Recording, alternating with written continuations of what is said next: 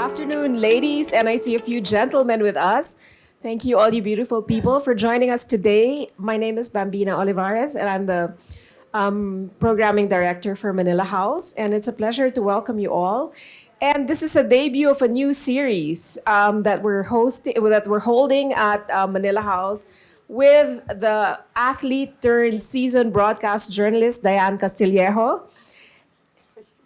And we're very, very honored to have as our very first guest for today's Beyond series, the one and only Vicki Belo. Thank you. Diane, over to you. Okay, thank you. Thank you, Bambina. Again, welcome everybody. Thank you. So I was actually really excited to be hosting this. So here at the Manila House, I think you'll all agree with me that one of the greatest blessings we have is to be able to interact with each other, with different people, because God has given us so many different giftings, so many experiences that can enrich our lives. So today... And we learn from each other. Like, I hope to learn from you. A Belo beautiful afternoon, by the way. So Vicki, I have a super long intro for you. You have to bear with me because you're... Don't make it so long. We have been friends since she was, how old? 14? 14. I was teaching, what was I doing? Playing squash. No, you're playing squash, yeah. In Makati. Wait, that's part of my intro. That's part of my sorry. intro. Kaya naman pahaba since you were 12. Oh my. No, okay. so when Bambina told me about this and we were thinking about guests, I was super excited when she said that you would be the first guest because Vicki is someone that I've known for over 40 years. She's someone that I really look up to. She is a leader. No. She's a leader. She's an expert. She's a master at what she does. And of course, we all know she is the pioneer and trailblazer of medical aesthetics in the Philippines. Before you ever did it, no one knew what you were doing. That was in 1990.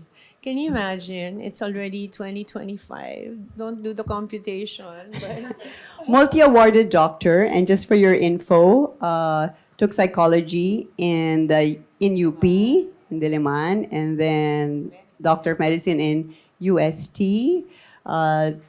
Graduated in the Institute of Dermatology of Thailand and took further studies in Harvard for lasers and Botox. Tama, Hayden? Galing ko.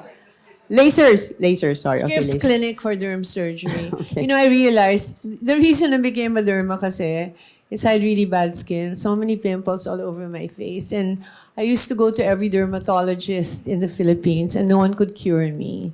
So of course, while waiting there for 2 to 3 hours, at that time wala pang masyadong derma, I'd say, I'll cure na lang myself. I become a doctor. And then I had a little notebook, which I suggest you all have, but you all have your phones.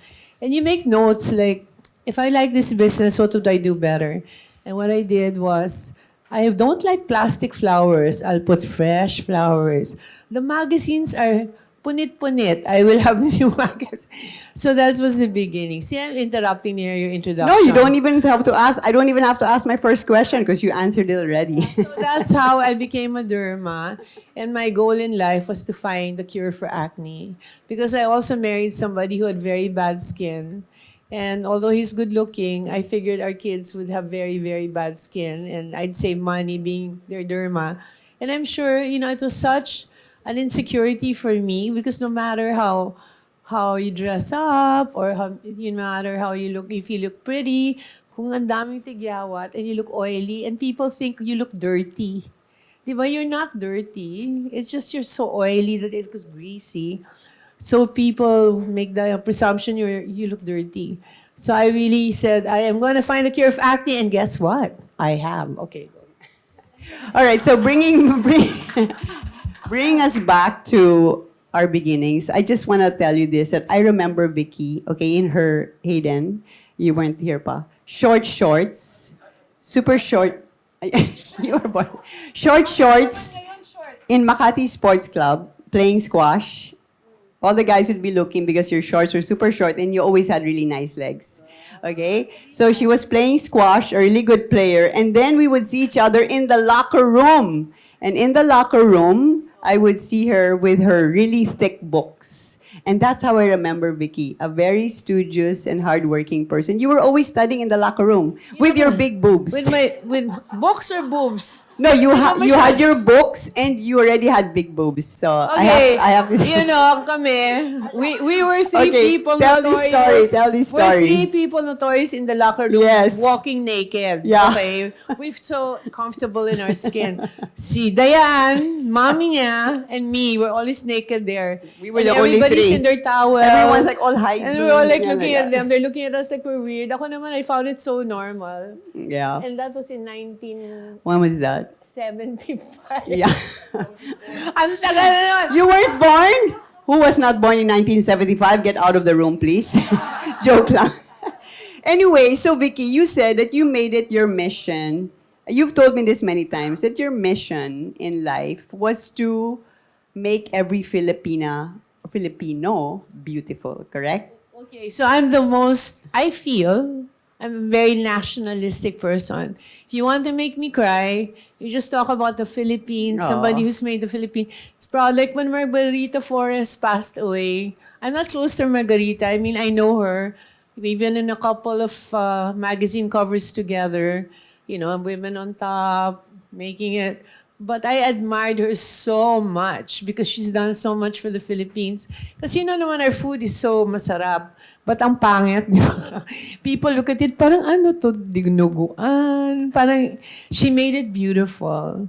And of course, I talked to a lot of people who study abroad and what they miss most when I ask them, number one talaga is chibo. Yeah. Yeah, so, and she's the most humble person. And it's not just the food, even the way she used to do her mga ano, yung flower arrangement made out of cabbage. I mean, the girl was just, for me, a national treasure. And so, when she passed away, I'm like, parang, I feel like the Philippines lost talagang somebody so important for our country that Right. elevated us. For me naman, I always believe you can, you know, I used to be a complainer. Always complaining, this country is such a mess, it's so corrupt, and God spoke to me and said, you know, why don't you do something about it? You're always complaining, you're not naman helping. So I said, okay, I'll make the Philippines the most beautiful country in the world, one person at a time. Because of course, I cannot control infrastructure, cannot control anything else, but I can control people, I can control, and Filipinos are beautiful. So it was so easy for me na one. And you know, I think the biggest blessing of my career is the fact that when you make someone beautiful and they feel it, they become so much happier and so much more confident. And for me, that's the biggest reward, di ba? That you've changed lives, or you've made people happy. So that's been my goal. And that's the way I do it because I can control making people beautiful. Nice. Now, Vicki wasn't always beautiful to her eyes. Can we flash the first picture? So you have your first picture here. Here. Wow. Yeah, so she was born Victoria Cancio. That was So I was a little Vicki. chubby, but more than that, I was adopted. So that was in my time. Well, I guess, I don't know if the stigma is like that now, but this is in Here. 1957. So I was born in 1957, and my sisters, you know, the surrogacy, you know, Haydel and I have Scarlett as our surrogate child. But in 1957, the version of surrogacy was, if your sister has many children, you give one to your other sister, di ba? Right, yeah. So my mom was pregnant with me. I was number 5. She already had 3 girls and she had 1 boy. And she was pregnant. And she was smoking, drinking, because she was pregnant every 10 months. Walang break, walang 1 year. Anyway, so my Belo mom went up to her and said, Conchita, can you give us na lang your baby? Because you already have so many. So she said, okay, if she's a girl, I'll give her to you. Because I already have 3. But if she's a boy, we'll keep him. Kasi I need boys. So I came out a girl and I was given to the Belos. I was adopted officially. But because we all studied in Assumption College, my sisters would always say, that's my sister, Vicki, hi. And then my friends would say, why is she a Belo? And then, you know, so then everybody said, oh, she's adopted by the Belos. And then when they'd go home, they talk to their parents and they'll say, what's adopted? And then, of course, the explanation for a 5-year-old would be, she was given away to be raised by her aunt or whatever. So they would come to me in school, not meaning anything, I'm sure, but they always go, "Why did they give you away? Why didn't they keep you? Why did they give you away?" And then one girl will say, "'Cause she's so fat." Then I'll cry na, di ba? Then somebody will say, "No, no, no, no, it's because she's ugly." So at 5 years old, I guess a story that, when you're 5, you really have no filter and you don't understand. It really sunk into my head, if you're ugly and you're fat, you will be given away, you will not be loved. So that was also part of my mission, to make sure everybody was sexy and beautiful para hindi naman sila ipamigay, di ba? And I also have this thing na I'm as good as a guy. Because, bakit when I'm a girl, they give me away. If I was a guy, they'd keep me. That was kind of like off. So that's part of my journey. Okay. When you're 68, I'm 68, you look back on your life and you connect all the dots and everything just really works towards where you're going to be. You don't see it when you're there, but God is really planning your life, and you just have to you have to see the opportunity, I think, in everything.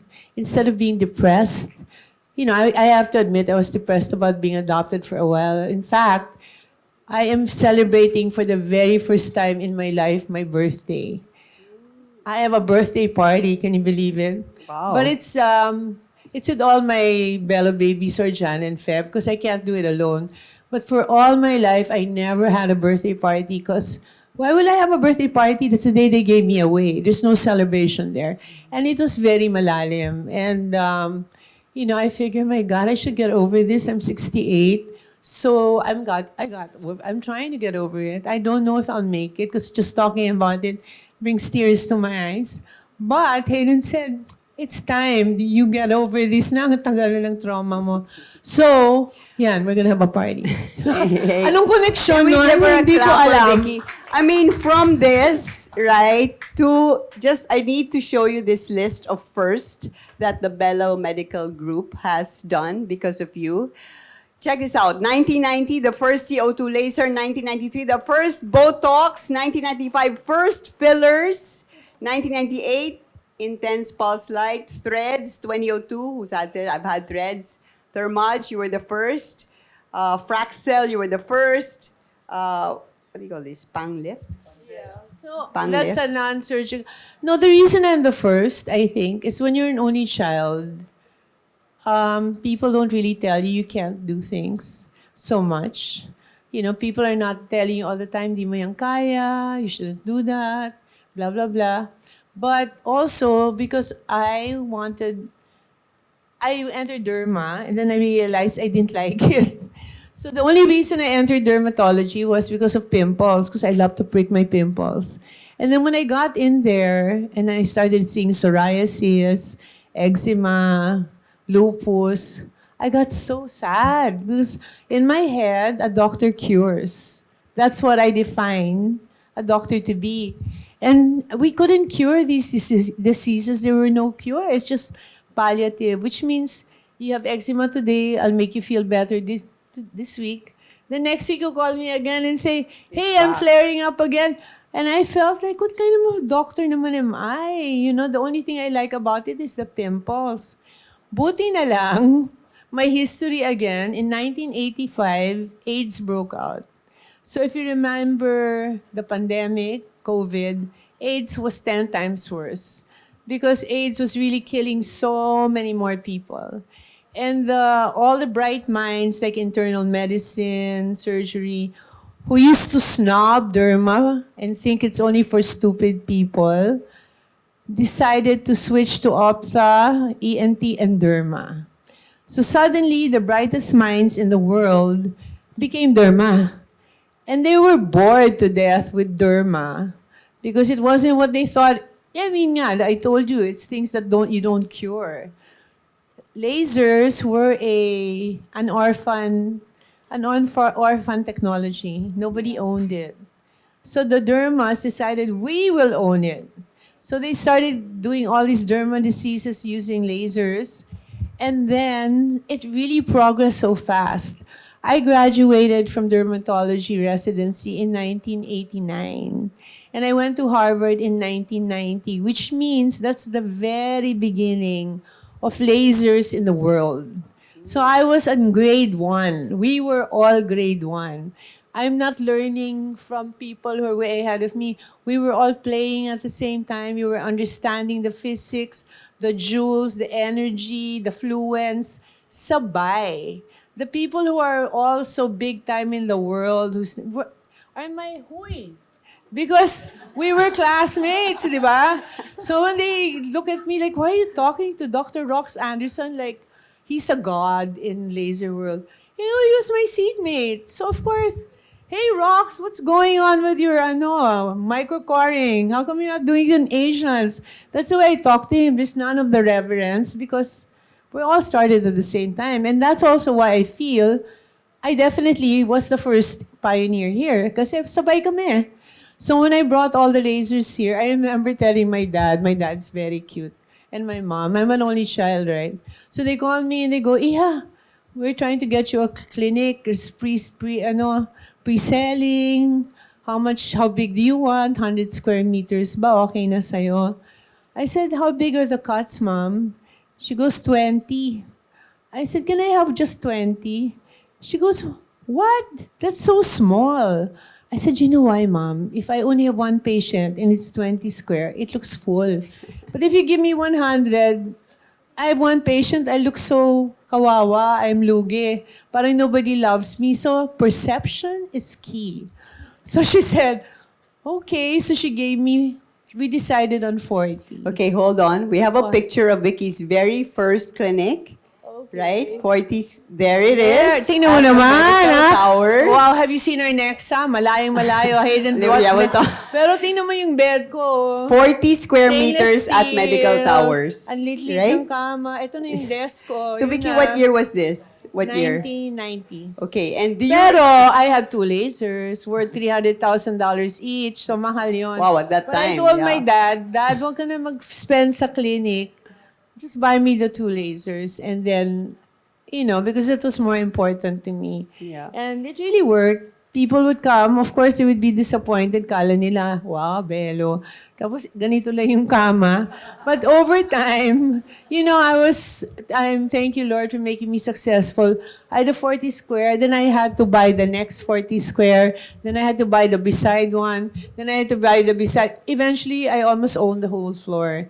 But I'm very proud to say that I didn't ask for money anymore. Parang, of course, they financed all my education, financed my lasers.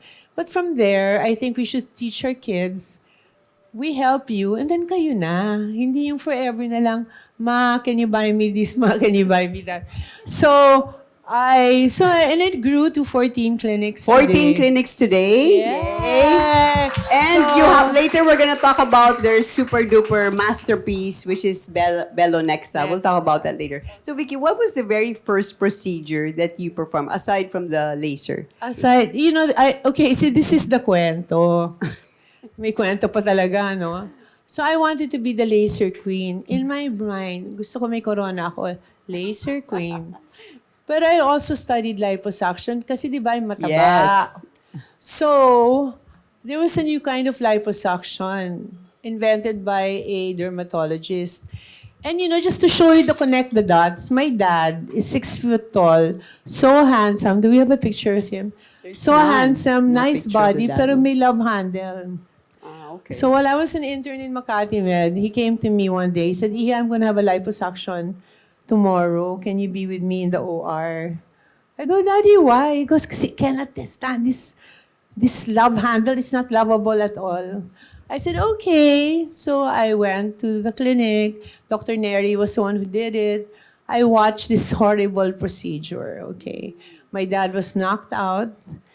And there was a big 2-gallon thing Of the fat. that was full of blood. Really blood. And then there was only this much fat. And I'm like, what in the world? And after that, my dad had a blood transfusion. He had to stay in the hospital for 3 days because he lost So much blood. So I was Miss Anti-Liposuction. Anybody tells me, should I have a lipo? No, it's terrible. The worst procedure ever. You lose so little fat. You lose so much blood. It's so painful. Kasi you know what they used to do? Knock you out, general anesthesia, no preparation of the fat whatsoever, and just suck. Diba? Kaya nakikita mo sa Discovery Channel, mga plastic pa yan na luma, pawis na pawis kasi ang tigas ng fat. Liempo pa yan eh. So I said, I hate this procedure. Then I went to the States when I was studying at San Diego for derm surgery. My friend said, Vicky, can you come with me? I'm gonna have a lipo. And I said, don't do it, Annalisa. It's the worst. She goes, no, this is new. This is brand new. It was created by a dermatologist, which was, wow, a dermatologist. And it's outpatient, and it's totally painless. I said, really? So, of course, what are the chances that I was there at the time that she would have it done? I went with her the whole time. We're making kwento. She's gising. And we're laughing. She has no pain. The 2-gallon bottle was so full of fat and 1 tablespoon of blood. That was it. So I was blown away. I said, I have to learn this. Even if it wasn't really, I mean, it could be part of derma, but that wasn't my plan. I said, this is amazing. So I trained another 6 months with Dr. Jeffrey Klein, the guy who invented it. He was a derma and an anesthesiologist. And the difference was he prepares the fat.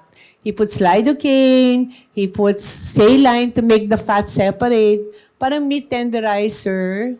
And then he puts epinephrine para walang bleeding. Then he puts lidocaine para walang pain. And so all the stuff that comes out is fat and there's no blood. And I said, this is what I want to bring home. Because I hate fat. So I brought that home. Unfortunately, people could not really understand lasers yet at that time. There was so much chismis.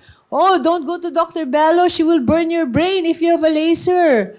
Oh, don't go to Dr. Belo. She will kill you with Botox. So that was your initial... That was my initial. But the lipo, they understood. So I became the lipo queen, not the laser queen. So the other thing you have to learn is your plans are not God's plans. He really thinks differently. But you have to just open your mind and accept and be grateful. Don't insist that I want to be the laser queen. 70% of what I was earning was lipo. So when was your first lipo? Was my first lipo was on my assistant. His first lipo was on me. So it was one. That's one thing naman about Belo. We try everything on. That is true. I am a witness to that.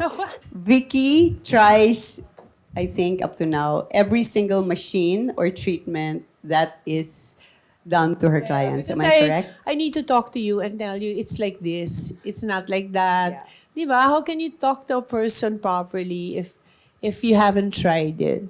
And how can I recommend something if I haven't seen it work? So that's really part of the Belo. I mean, we have 800 or 900 employees. And so, but I always try because if I don't try, I'm not convinced. Hayden knows that. If I try na, you can't, but hey, then I tried it. No? It's like this talaga. Yeah. And he's part of my try. I don't know if you saw my Valentine gift. His Valentine gift to me was to do the vertical axis lift. Oh, tingnan mo naman wait, we have a picture of that, vertical axis lift. I have a picture of that. Yeah. Oh. We have a picture of the vertical axis lift. Yeah, it's very nice. He looks so good. I'm so proud. Actually, people think it's only for men. There. This is his Prime. before. Okay. And this is right after 1 hour. But you can see already, I mean, he's so guapo pa rin naman here. But you can see naman there's a little jowling. The skin is loose. There's already mga puchi-puchi there. And then when we did the vertical axis lift in 1 hour, does he look better than the Korean stars? I think so. Everything's lifted, but so natural looking. And so I wrapped him up. I wrapped him up in ribbon. I said, you have to do a reel with me. He was with ribbon. And then I said, this is my best Valentine gift. Game naman siya. Yeah. Oh, that's so sweet. Thank you, guys. So, Vicky, whenever you test a machine or test a treatment, how do you decide whether you can bring it in? What is your basis? My basis is if I look better. I have only had, luckily for me, one disaster Okay. in all the things that I've tried all my life. I wanted to learn fat transfer to the face. That was in 1980, mga 83. And the best guy was this guy from Dr. Pierre Fournier from Paris. The way kasi I go to study, if I don't have connections, is to be the patient. Because you can't just walk you can't write a doctor and say, I'm from the Philippines, a third world country. Most of the time, they don't make you pansin. But if I pay as a patient, and then I do it with a master, it should be okay. So he transferred fat to my face, but he said 50% of it will melt, only 50% will stay. So I said, okay, 50% will melt. My gosh, 100% stayed. So my face, this face, became triple the size. And I kept waiting for 6 months. It never disappeared. I looked like Ewan. I wanted to cry. No, but, even in ABS, those were the days I used to be on TV all the time. The director came down, talaga, what happened to you? Why do you look like this? So finally, I had to liposuction the face. Because there's no other way to get rid. It was already a year and a half. The fat was still there. Obviously, it wasn't going to go. But I don't trust people to lipo my own face. Because that's my face. This is the face there's a certain idea of what I want my face to look like. So guess what? I lipoed my own face. Wow. So this is my lipo of my face. But because I didn't want, they might take out too much here or whatever.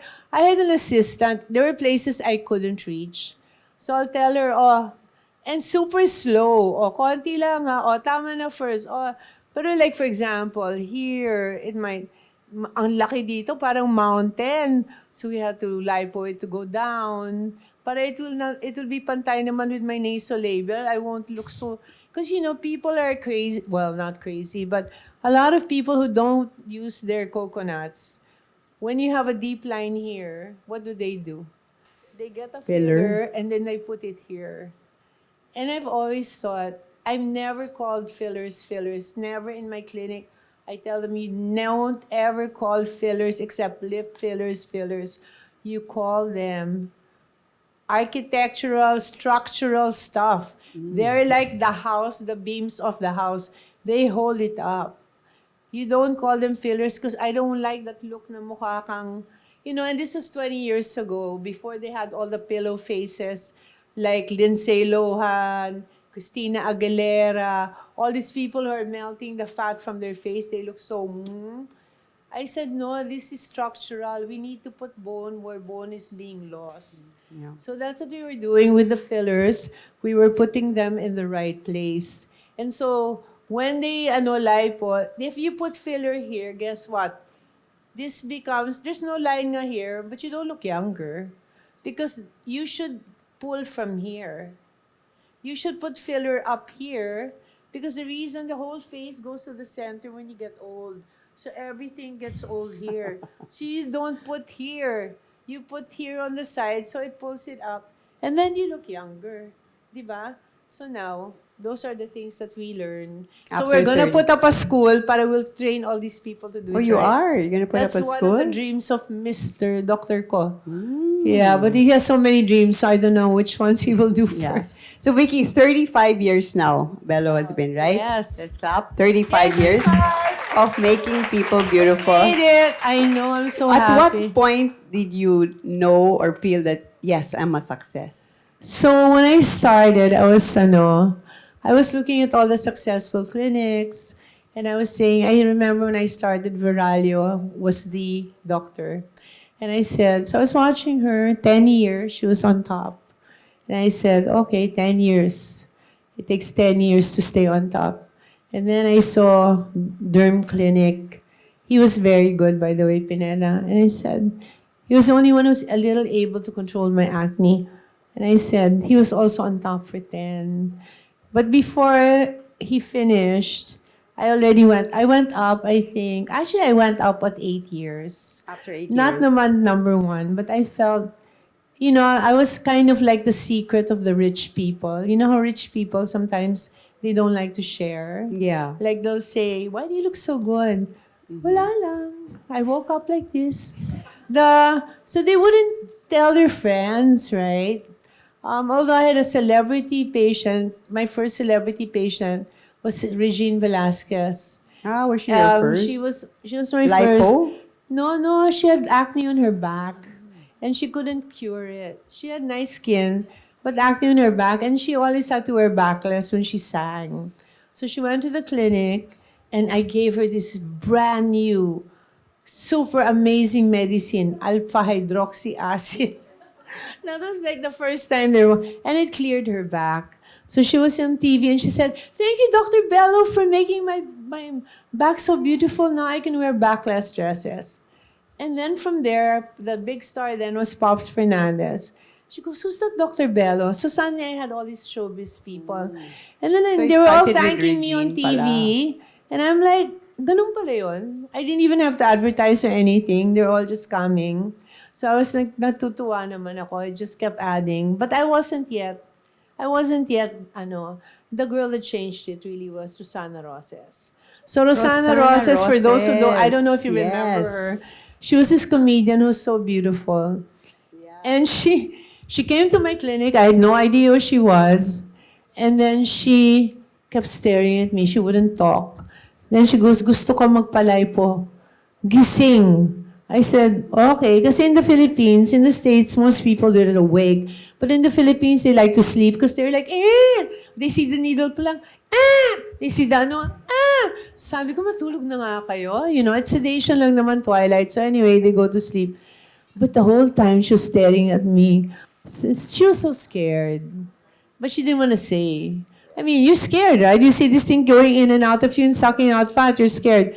So Saturday, she goes on Star Talk and she presents herself. Nagpa-liposuction ako kay Dr. Vicki Belo, yung napaka-social na doktor. Mahal to, binayaran ko to lahat. O, di ba? And then she stands up, she shows her leggings because you have to wear a stocking. Because when you remove the fat, you want it to look normal, di ba? If you don't shape it, it might go kung saan-saan. So she was wearing her stockings, her stomach, her arms. She was showing off. She was telling them how much it cost.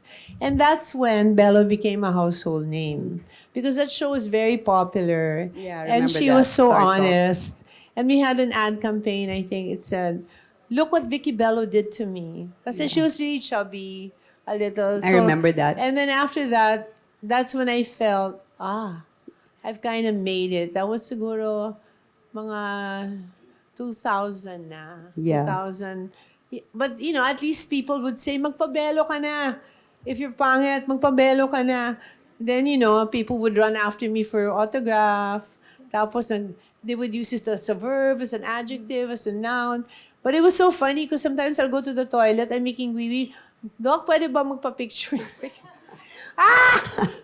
Anyway. Yeah. So Vicky, you were the first in so many things. We didn't finish reading the list, but when all these aesthetic companies that are beauty clinics that have come up have all followed you, how do you feel every time another clinic follows you? admit- You're always the first to do, let's say, Thermage or Picosure or Actually, M-Scalp, We're right? not anymore the first because there is a clinic out there who's decided also they want to be the first.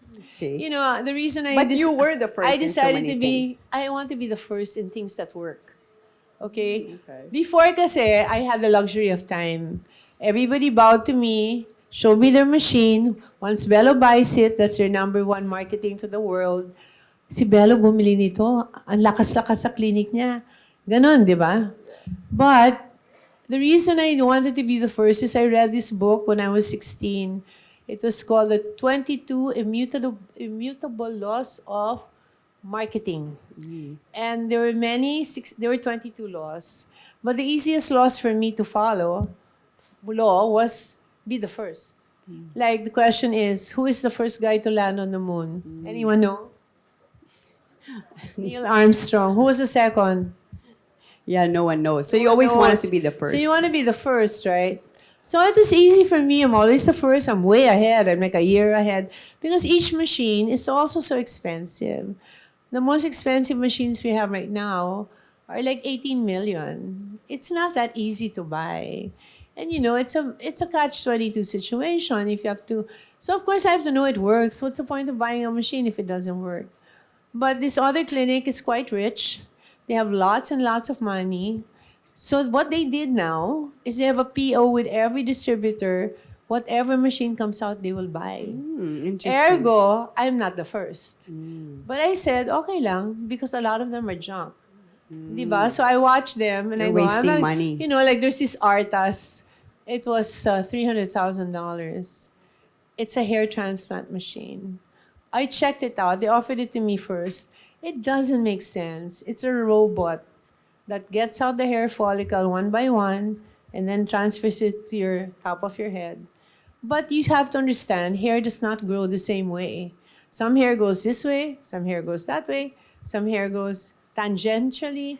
And if you cut it the same way, you're basically cutting the hair follicle, which is the factory. So although you get the strand, you don't get where it came from. Diba? When you pull your hair, there'll be new hair. Yeah. Because the hair follicle is growing. But if you cut mali and you cut the hair follicle, it's dead. So now I see it so many places, hanger ng kanilang coat. The Okay. They don't use $300,000 it. hanger of the coat. So it's like that. If you don't, so I said, I'm not willing anymore to be the first because I don't want to buy machines that are, because a sight unseen. You don't even know what it does. You don't even know they're that rich. You don't even know what it does. You don't even know if it works. You have no idea. So I said, okay, I'm not the first, who cares? But we're the best. No? Agree. So, So you have okay na 15 yun. clinics now. How many? 15. Actually, the 15th is in my house. Okay, so 14. Now, The, I want, the 15th clinic, I got spoiled na. If there's a nice machine, I put it at home. In fact, it's so funny. I have my own hyperbaric chamber. I have my own, that guy Johnson who spends $200,000. Millions, yeah. No, it's not. It's R&D kasi before we do it, I really need to know a machine well. Yeah. And I'm getting lazy to go to the clinic. I go to the clinic once a week. But I like to play in the house when I'm not doing anything. So I practice with the LED beds. I practice with the M-Face. I practice with the ano. So I try to get my own. So, Yes. and because also there's some ambassadors, they take up space in my clinic. So how can I make money if they're lying down there? So, you go na lang to my house para libre. I've done that 100 Yeah, times. si Dayan kasi, this girl, oh my God. Oh, what? Ang tagal na namin, lagi kami, I don't understand. She is the best. She was the first girl to play Wimbledon. She is valedictorian, in spite of missing school. She saw everything, pero pagdating sa anything, sabi ko, Dayan, pagod na ako sa'yo. Masakit. Ang tagal-tagal natin. It's not naman nga masakit because other people don't find it masakit. Sabi ko, why are you like that? What was really funny, Mayweather is my patient. Di ba? Mayweather yun, di ba? So he said, I want a thermage. I said, okay. Just ko, Oh, Sabi see? ko, how can you get Top athlete hit na yan. by I don't know how many people? Malalim And then, kasi. But anyway, Takbo ng takbo. Oo. yeah, I learned my last Ultera, I was Natulog. knocked out and Oh, so it was pleasant, better. di ba? Yeah, it was better. Okay. But anyway, I want to talk about Belo Nexa. So, state of the art, how many years did you plan that? And what was the kind of environment and idea that you wanted to implement to create Belo Nexa? You have a picture of Belo Nexa. So, have you been to Belo Nexa? Okay, so if you People are haven't- not going there. It's so beautiful. So, Belo Nexa is like state of the art. It doesn't look like a clinic. It doesn't feel like a clinic. No, this is okay, so I'm still here in my tourism drive. I'm so naawa to myself because the first time, okay, my definition of a medical tourist is not a Pinoy, okay? Not a balikbayan, that's cheating. It has to be like an Australian, American, Japanese, Singaporean. Yun talaga no connection to the Philippines. I want to be like Korea because I studied in Thailand. So I was so inget that they had such a strong Medical tourism. Of course, the hospital that started it was Bumrungrad. And Bumrungrad started for $5,000, you can become a girl from a guy. Okay? So, I didn't want that model because, of course, though, if you become a girl from a guy, you have to have boobs, you have to take out your Adam's apple. You have nose has to be Pino. Your eyes have to be different. So they learn how to be very good plastic surgeons. And then they have 3 big buildings there. But I said, I see their hands. They're good, but so are we. Because we have the same kind of handicraft. We have same small fingers, same handicraft talent. And when you have that, you can do really good work. I've trained everywhere in the world, from Brazil to France to New York. Those people have big hands. They're not fine movements. They do bad work, especially in the Middle East. It's horrible. You don't have no idea how many botched jobs we do. But because of, I don't know what, we're so malas in our PR that we're always, the first time my goal was to reach 30%. 30% of my patients have to be foreign. I made it. Guess what happened? Dos Palmas. Gone. Di ba? So I worked on it again for another 10 years. Finally, I was up to 20%. Okay na, 20%, especially from Hong Kong. Guess what happened? The bus. Yung pinatay lahat yung mga, remember the Pinoy thing? Wala na naman. So I start again. So right now we have the Heights. Belo Nexa. Next. But I said to Hayden, I'm ashamed. I want people to walk into a clinic that when they go there, they're like, wow. And they feel safe because it's so state of the art. And I said, can you build me that clinic? And he said, of course. So his idea was, what would a clinic look like in 2050? Why do you have to build a clinic that looks like 2025? Let's build a clinic of 2050. And he spared no expense. But I said, I'm in my twilight of my career. And if I don't do it now, it'll never happen. So I said, I give you full authority to do whatever you want. I will not complain about price. I don't care if it makes money. I just want to make sure that at least in our industry, we have put up something that we can be so proud of. And it really worked. For me, it's so beautiful. It's so worth seeing. The reason we know it's really, I think, the best clinic in the world is because people who sell lasers and stuff, mga president of all those US companies and Koreans and French, they always visit the clinic. All the distributors of the Philippines, you have to see the Nexa clinic. And then they send us messages, you have the most beautiful clinic in the world.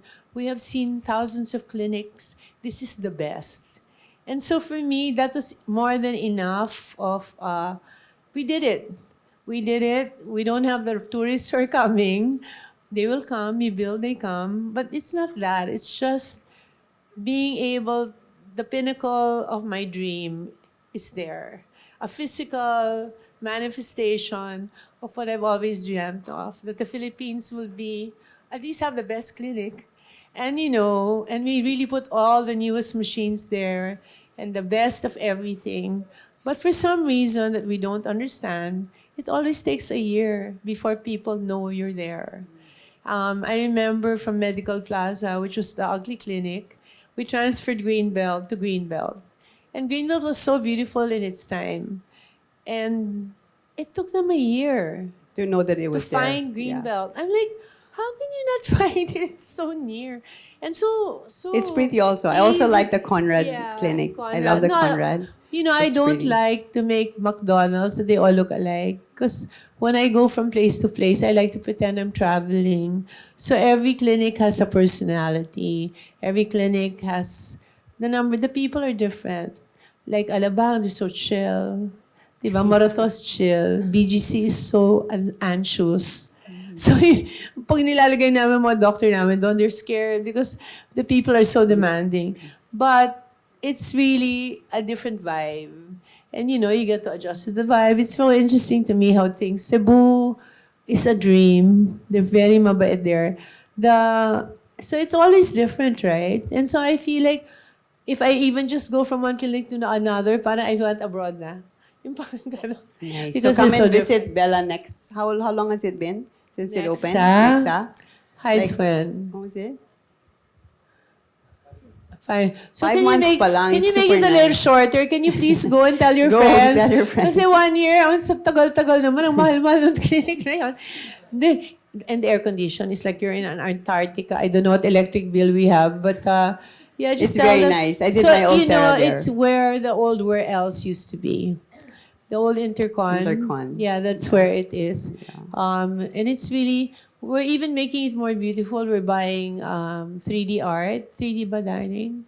From Rafik, who's like the most famous artist in the world. Huh? AI art pala. Sorry. AIR. AI art. It's full of sculpture. It's really Hayden's creation. I had nothing to do with Hayden and Bucci. That's another thing we love to do. We love to elevate the Filipino. So our Cebu clinic is Kenneth Cobonpoy all the way and Bucci. And it's so beautiful. And if you go to Nexa, Kenneth Cobonpoy created a sculpture of the Belo verse. And Bucci really made it so pretty. Kasi we have so much talent here, di ba? So Agree. parang it's so sad that we have to keep going abroad, hiring from Hong Kong or America when we can do it here. So for me, wala lang, it's really my happiness and my joy that at this point in my life, I have the clinic that I've always dreamt of. Yay. Di ba? Even if I don't have the tourist pa. So, Thank Vicki, you. Couple of last questions, but you're a hard worker. You're very driven, very motivated. You have good people around you. But let's talk about your faith in God and Jesus. And you've been a Christian for 14 years. And how did that impact your life? And how did it affect your business Well, or the way you run I Belo? think, I've always had a relationship with the Lord because I'm an only child. Basically, you have no one to talk to. So I would talk to him as a friend. But I was very Marian, really, because Mama Mary always helps me. When the whole thing with Hayden happened and he turned Christian, and I saw how his life had changed Yeah. and how close he was to the Lord, parang I felt I was missing something. Because I still love being close to Mama Mary. But parang I never bothered to get to know Jesus, who is my Lord and Savior. And I remember when I got my breast cancer, parang, I would read the Bible and everything points towards the Lord. And even if Mama Mary never said, pray to me, pray to my son. And when I was saved, I was third stage breast CA. Parang I said, you just keep repeating. Parang the Bible is magic, right? Yeah. I'm an auditory person. I only do audiobooks. But it's not the same. You really have to read. Even if I read only like 3 lines a day, it's just so wonderful. And then the peace, because of course in the beginning when you're third stage and you ask your doctors, will I make it? And they always say, we'll try our best.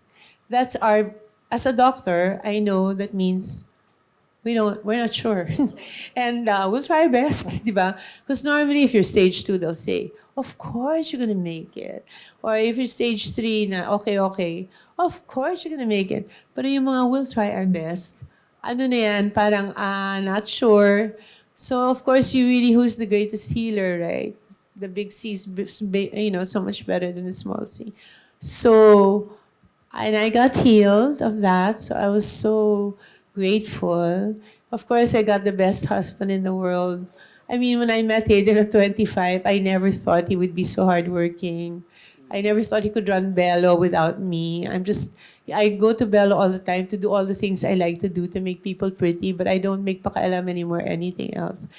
And I said, wow, Lord, the miracles. And then, pala, when you're following the Lord, and He is not just your Savior, but your Lord, your path gets a little more makited, right?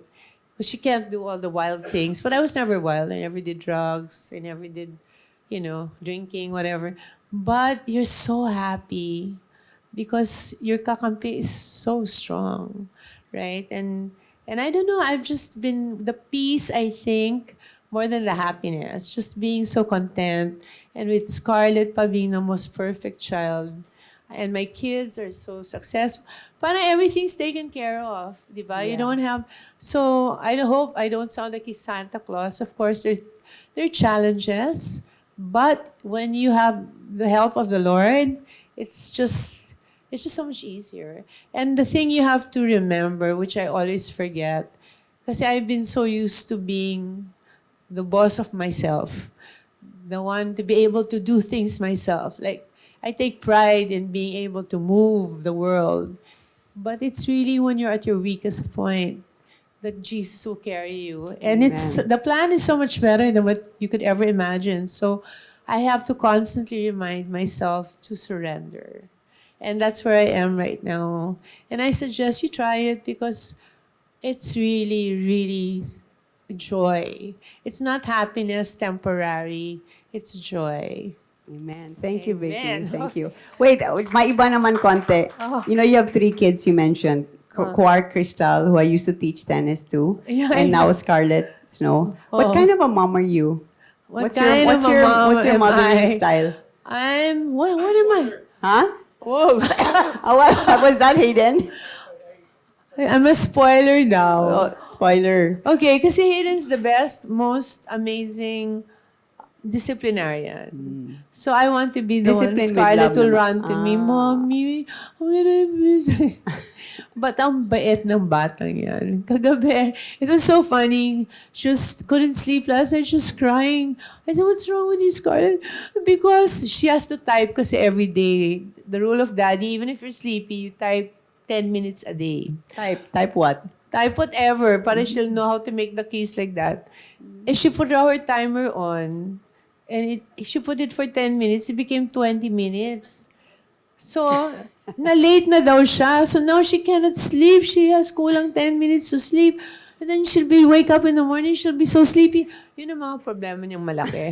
Pero it's like, Scarlett, tama na. Sige, I'll let you be late to school 10 minutes.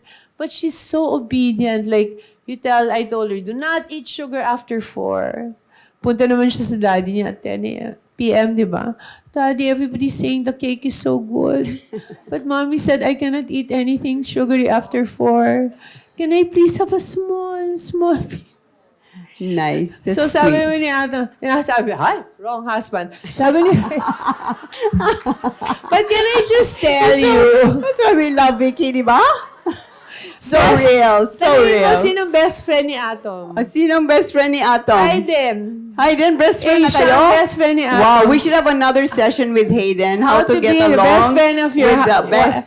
How to get along Kasi si with Atom the talagang araw-araw husband tinatawa. of your current wife.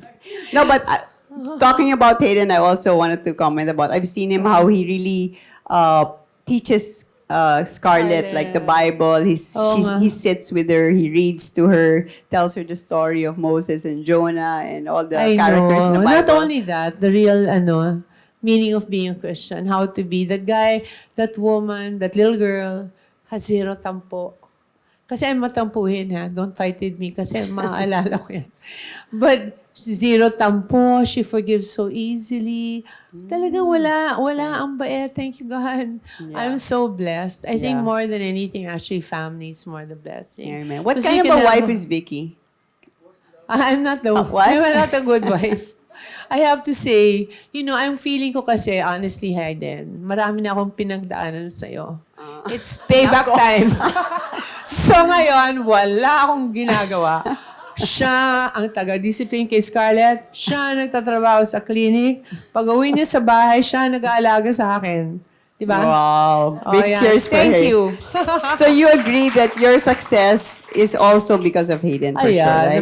He's the man now behind the C- woman. the- No, but the strong man behind he's the been woman. with me. Can you imagine? It's our 20th anniversary. Wow. We've been together for 20 years. And in those 20 years, actually, when I first met Hayden, we were in a beauty contest. Then dumaan itong pogi.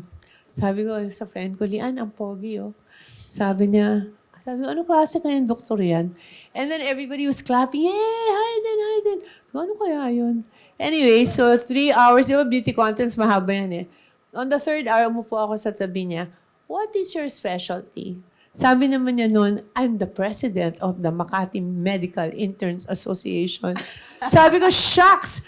24, 25 lang yan. O, hindi pwede. Upo ako kay Lian. God puts 25 people lang yun. together. Birthday niya ngayon, kaya raw nag-hide na lahat ng tao. Sabi ko kay Crystal na lang natin kaya ibigay kasi gusto ko lang. I need a doctor in the family. Anyway, he wants to be raw plastic. Pero, si Crystal may boyfriend. Ayaw tumingin. Okay, fine. Sabi ko pa kay Crystal, jokingly talaga, promise, kung ayaw mo, akin na lang. So sabi ko, Yung pala yun? Yeah, but I was just laughing. Anyway, nagbibisita si Hayden ko. Uy. Nagdadala ng CD, chocolate. O, di ba? Cute. Di ba? Mahal mo na ako. Ewan ko. Gusto lang yata matuto maging cosmetic surgeon. Pero sabi ko, alam mo, kung ibibigay ko na rin yung crown ko, di ba? Feel ko yung crown ko. Ibibigay ko sa lalaki, ayoko ng babae. At saka gusto ko, I'll choose. I will not give it to someone I don't know. I will choose who a successor will be. But it was half joking, but half true. And in the 20 years, he has become me. Kasi he is such a sponge. My talent, I think, more than anything, is to spot what works. I mean, and it's not only when I was younger. Even now, my biggest right now is the valve, the vertical axis lift. Everybody's so happy with it. And we developed it together like overnight. Does that work for male and female? But yeah, it works for male and female, but we're really trying to court a male audience, so we're doing a lot of male. But of course, it works on skin. And then prior to that, exosomes. Nobody had ever heard of exosomes in 2021. Ngayon, there are 200 kinds of exosomes. So I still have it. I still have the feel. I still have the eye. And Hayden's gotten it. So lately, we went, I don't know, can you see my skin? Feel ko, napakaganda. We went to LA, and I was ignoring him. He said, Vicky, enzymes are the way to go.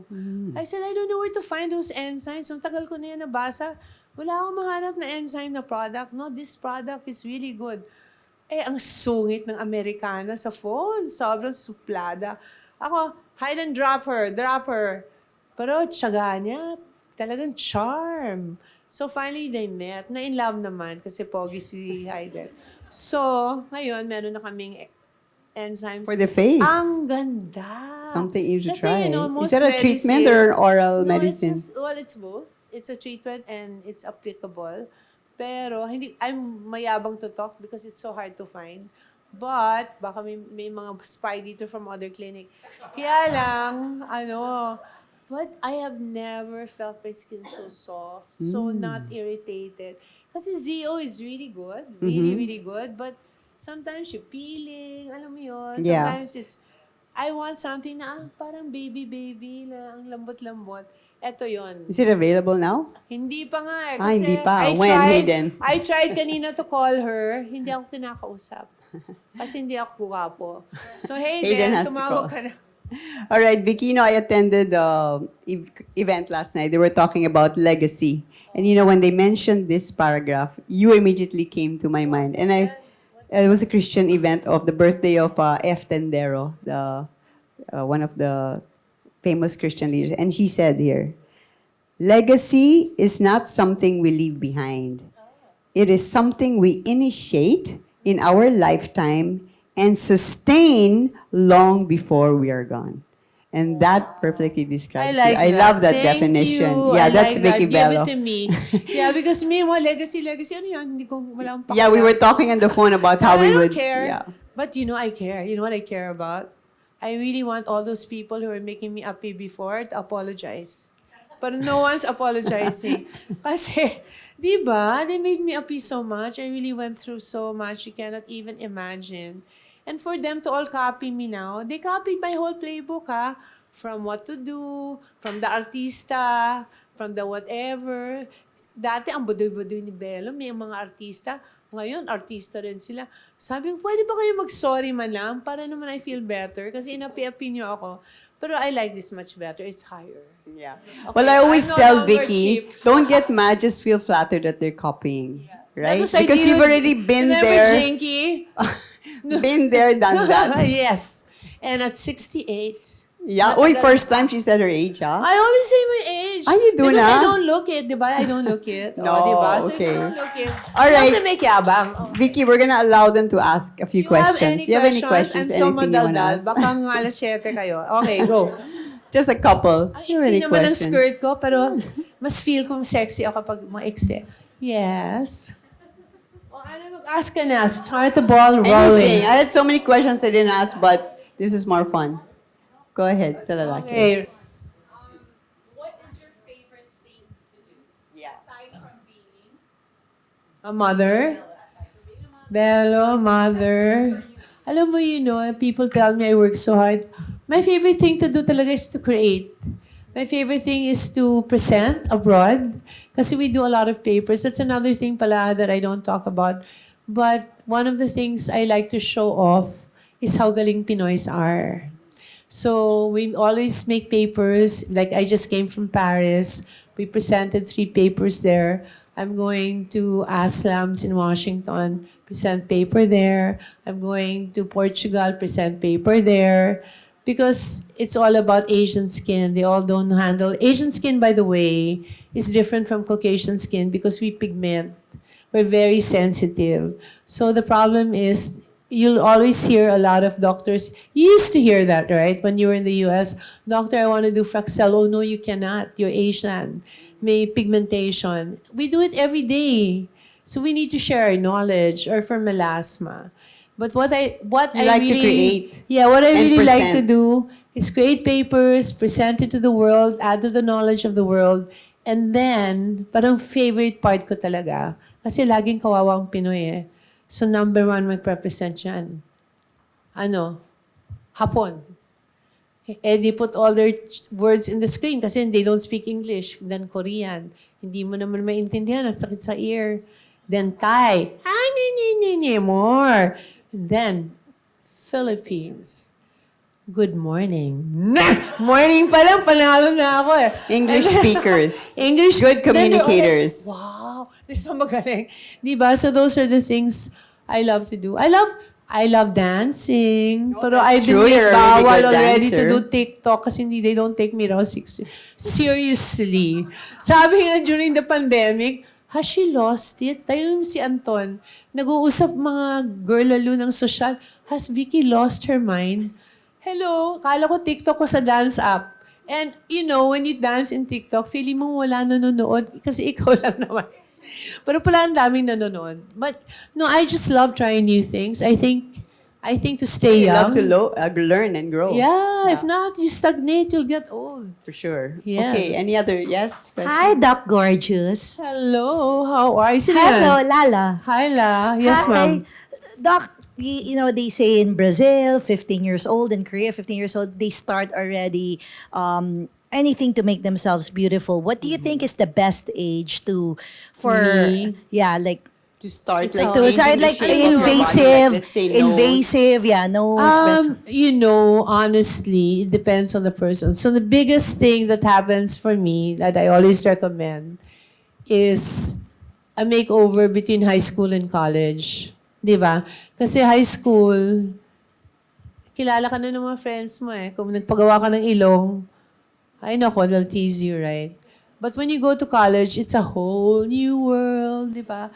Iba yung mga classmate mo. At saka you have those 2 months to make your... Hindi naman kami drastic kasi sa Belo. We just always enhance. So when you go there or you've lost weight, ibang-iba, di ba? So it's always that time.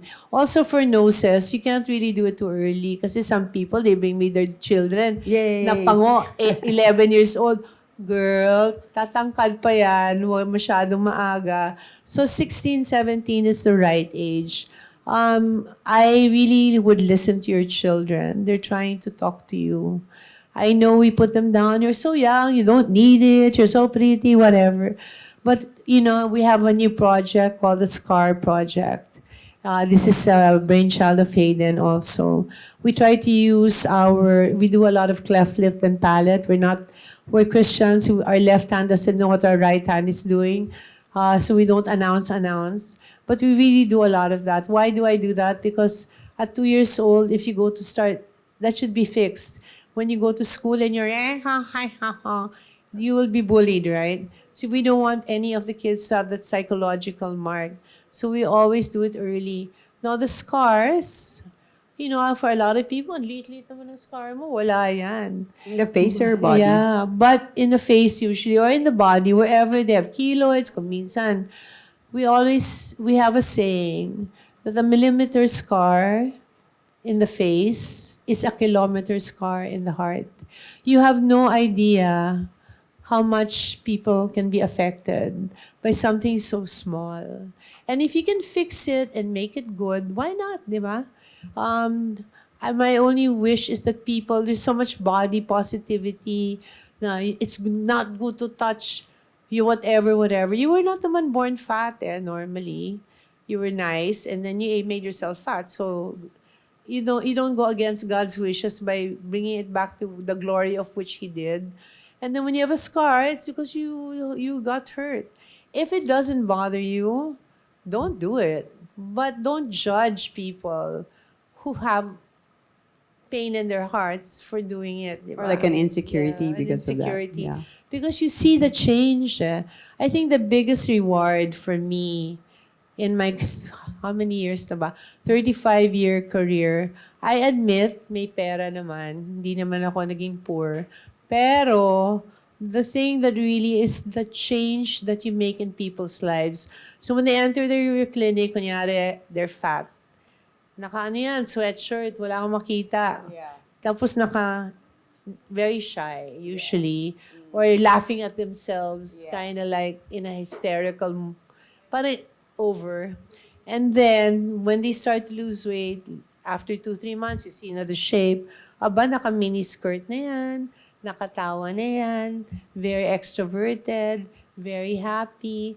And then they're so confident. So, for me, you cannot buy confidence. You cannot buy self-esteem. Yeah. So that is the best reward. Everything else is na lang, bonus. But and when they talk to me now, kasi now I have the grandchildren of the people I treated with acne when they were 12, 13. I have children, for them to trust us and send back their children to us because they had good skin. Parang, wow, I feel like it's family. And then for them to trust their children to me is such a nakakataba ng puso. Yes. Thanks, Lala. One more question. When do you start? Yeah, the boobs, no? Alam mo, hindi na yung malaking boobs, wag na kayo mo. Ay, hindi na ba? Hindi na. Pangit. Malaki. Well, ano na Big yan? lips na ngayon, no? Oo, si big hips. Pero mawawala rin yan. Mukhang balloon. Parang abnormal naman yun.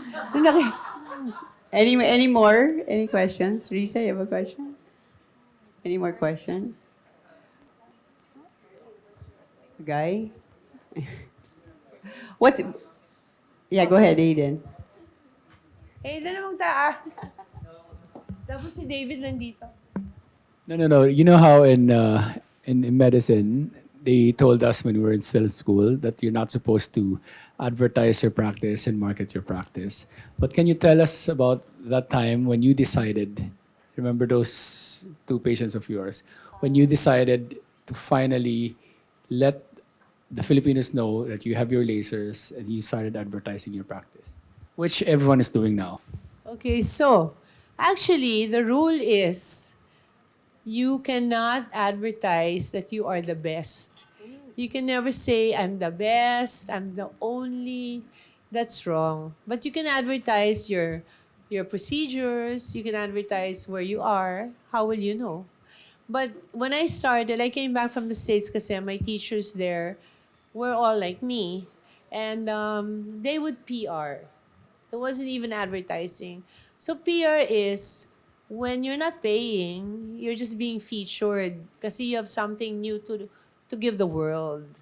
And because, as you can see, I'm very madaldal, and I don't look like a doctor, and I don't act like a doctor, medyo fascinated sila. Ba, ibang klase to ah.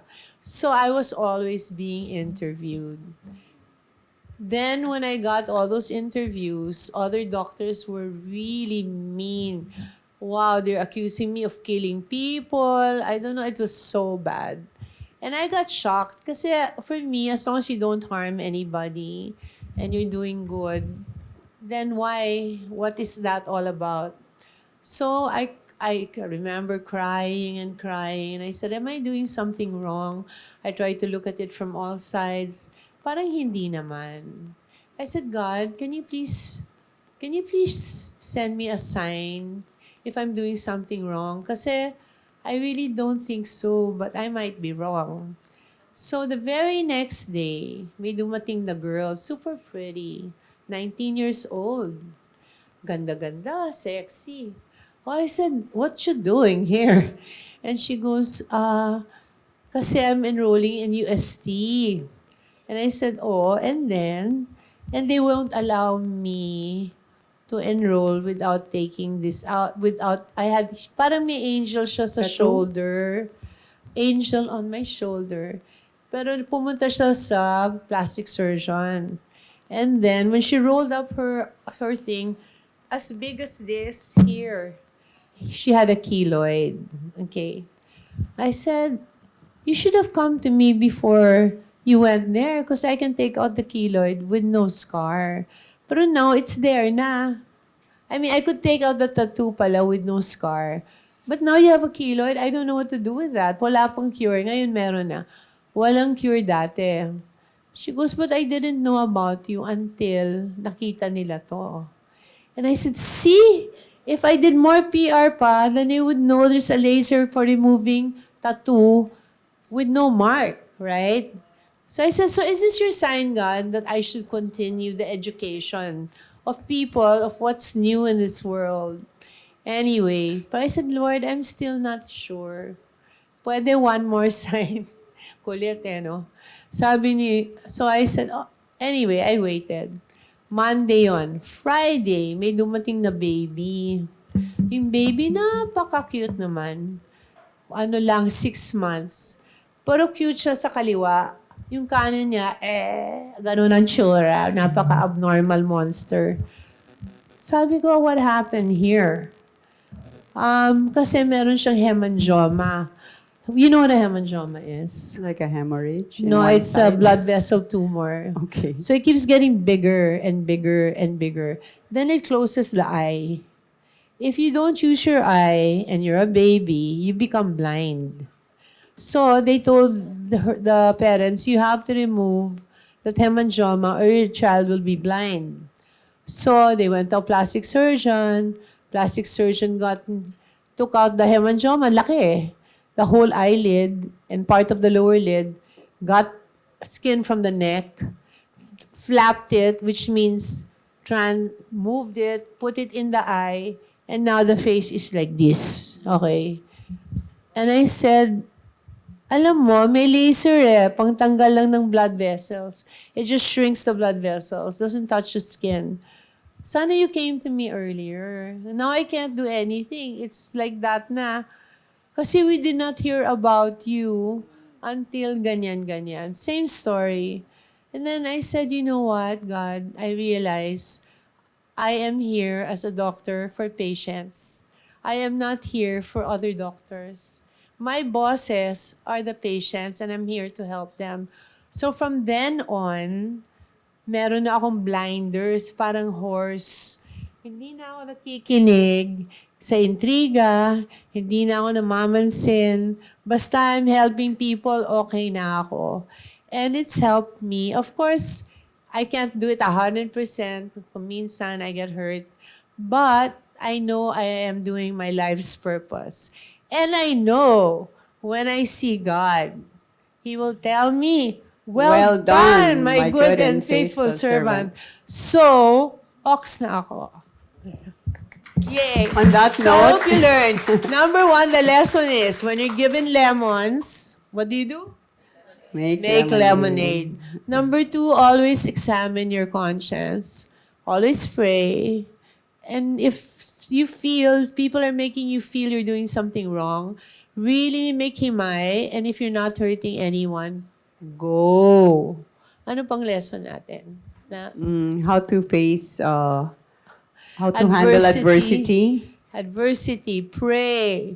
Your kakampi is the Lord. He's stronger than anyone. So, you will always be victorious at the end. Ano pa? Amen. Yeah, and always, your dedication should never be about making money. Sometimes I feel sad now because people apply in the clinic. Ganitong application ng Gen Z. They're really very funny. Okay. Kasi when I started, what do you want to be? Doctor, lawyer. Tapos naging artista. Tapos naging influencer. Pero yung mga gusto maging doktor ganito. Why do you want to apply in Belo? Kasi doc, I want to be like you. What does that mean to you? Ayan, I want to travel. I want to meet the artista. Gusto ko lahat ng bag ko designer. Hello! No. Do not let them in. At least they're very honest, ha? Kung matalino lang sila ng konti, bulahin nila ako, no? I want to serve humanity. I want to... Pero no, I want to be a rock star like you. You have so many celebrity friends. Sabi ko, Hayden, saan ba natin nakukuha to? Wait, Vicky, how I was gonna ask you this earlier, but how does a doctor qualify to be a Belo doctor? 'Cause Actually, how many doctors do you have? in- 60, right? We have, how many do we have, love? 65. Yeah. So, in Belo, we only do aesthetics, okay? We do have clinical dermatologists for those people who have psoriasis, whatever. I do not claim to be any good at it. I do not have the patience to ask you, do you eat eggs, chicken skin, whatever? What causes? Ayoko yun. Hindi ko siya feel. Gusto ko, take out, make you pretty. So we do have dermatologists, but we have obstetricians, pediatricians, internal medicine. So you don't even have, actually you can be a graduate from med school. If you're good and you're dedicated, you can get in. We have our own training program because nothing we do is what other people do. We're very different in everything that we do. So we have a 6-month program, and there are quizzes every test every month, and then they can get kicked out. So if you go to other clinics and they go, I was a Belo doctor. Our rejects usually become the star doctors of the other clinics. Yung pinalis namin after 2 months, star doctor na doon. Okay. But you have to wonder, and then we teach them everything. So, if you know doctors who are really, kasi pagod na yung mga doktor mag 36-hour duty. Yeah. Pagod na sila. They're not, but they're good. They're good and they want office hours. And they're dedicated, they're not so into the money, but would like to have some money, then please refer them to us because we really are looking for really good doctors that we can help train and make them the best. Because the way our industry changes, every 6 months, it's almost different. Wow. It's always getting better, which is so exciting for us. So if you have friends, mga charming, mga dedicated, what do you want, Hides? Yeah, so it's not hard, but people get intimidated. In fact, there's a course that claims if you want to become a Belo doctor, you have to pay 500,000 pesos to our school. We will train you, and then you can apply. Which is so not true because they don't know what we're doing. So, sayang lang yung 500,000 nila. So, if you have, we really need more doctors because if you don't have enough doctors, the machines just stay idle. Right? That's true. So we really need people to keep running those things, and he's putting up a school, right? Nice. Okay, last now. If you're 30 years old, what treatment should you do today? It's 30. all, 30, ganito yan. You lose 1% of collagen from the age of 1. So at 1, you have 99%. I'm 68, ergo, I only have 32%. Is prevention, correct? Then So the at best, if I could tell you prevention- to use one cream, Yeah. just one cream, it would be tretinoin. I have been using tretinoin Zeo Wrinkle Repair, since I was 12. It's good for acne. When I got into my 20s, acne pa rin. When I got into my 30s, good for melasma. When I got into my 40s, wrinkles. So it's a great cream. You also have to use a lot of sunscreen. At 30. Because, at 18, Oh, 15. 18 pa. Okay, you guys, your body is a computer. It is a hard drive. Tama ba yan? I'm not so sure. But your children, that you let them play there, no sunscreen, they're destroying their DNA. Of course, they're only 5. Hindi pa halata. But later on in life, na-alter na yung programming ng kanilang whatever script. So you should always let them and reapply. A lot of people, they put their sunscreen in the morning. That's it, pansit. And then in the afternoon, of course, you're in the water, you're perspiring. Wala na. Then you'll have melasma, blah, blah, blah. So it's not good. But really, tretinoin and sunscreen, okay. 30s, you better start taking care na. It's all about maintenance. I'm not a malaking person. Maintain. I don't want to have a big facelift at the age of whatever. I want my skin to be nice. I want to look at the mirror every day. I don't want to be irritated. So, maintenance is key. You brush your teeth every day, have a facial every month. You have all the Facial blackhead, every month. whiteheads, they're all there. Maybe you can have exfoliation. What are wrinkles? Wrinkles are just mountains of skin that are get makunat na. They don't peel off. Not like children, every 25 days, bago. When you're already in your 40s, 40 days na, nandyan pa yung skin mo. It looks dehydrated, it looks old, it looks pigmented. Get a peel, get something, get a facial. So many ways to maintain your skin. And then now with the vertical axis lift, no surgery. Look at the jawline. Yeah, super Excuse jawline. me. I wanna do that. Kung jawline. Wala akong puchi. Because you do it. You do it, then you never have to do a big thing. Right? Of course, if you already let yourself go do the big thing. But you have to remember Filipino scar. And you'll have scar here. Makikita rin yan, nakakahiya. So, just do the non-surgical while you're at it. And then maintain lang. Maybe 40s, 50s, you told me earlier. 30s, once a year, right? Once a year. Or once every The 2. Ultera, you said. Pag 40 Pag ka 40, na, every year na yan. Every year. Eto si girl, ano ginagawa mo? How old are you na nga? Me? Yeah, tell them the truth. Kahit ganito ang katawan nito, girls. Game. Wrinkles. How old am I? 59. O, see? Magsi-60 na. Kala niya, one Ultera Prime every 3 years. Hoy. Masakit Hindi eh. na pwede yan. Yeah, di ba? Okay. No, so we figured out a way. People are always scared of sedation because they think it's general anesthesia. And they're like, wow, it's dangerous. But there's such a thing as twilight. Twilight, you're still awake. You're not asleep. You're just, hey man, so good. I love it when pag ginagawa to ni Piolo, enjoy ako. Kasi kung ano-ano sinasabi ng tao yan. Hey man, you're so beautiful. And then after, they're so happy kasi totally painless. Si Ann Curtis, I just did her the other day. She turned 40, which she doesn't like to admit. It was on Instagram. She said, Tito, don't tell people. But Heart Evangelista said. So sabi ko, No, sabihin Erwan mo posted na. her 40th. You ano look eh. young. So scared. Oh my God. 3 araw kami sa telepono for that stupid twilight. Tita, are you sure? Baka I'll die. Tita, chu. I said, Ann, wala akong familiar. magawa. Ito rin. Tinurn down ko na to. Sabi ko, Diane, kasi Miss Universe to eh. Diane, I cannot do anything for you. Kasi she's always complaining parang kulang. I said, kasi hindi mo ginagawang tama. How can I do you when you're like, wala akong magawa. Can you just sleep? I'll do it. 45 minutes, you're done. It's gonna be good. I did Finally. it first time. And then, I gave birth without anesthesia, but I did my Ultera with anesthesia. Yeah. So, you're good. Si Ann naman, Tita, Oh, what did an she do it? experience. Sabi ko, why? It's so nice. Sana dati pa natin ginagawa. Sinasabi ko sa'yo, ewan ko, I don't know what's wrong with these people.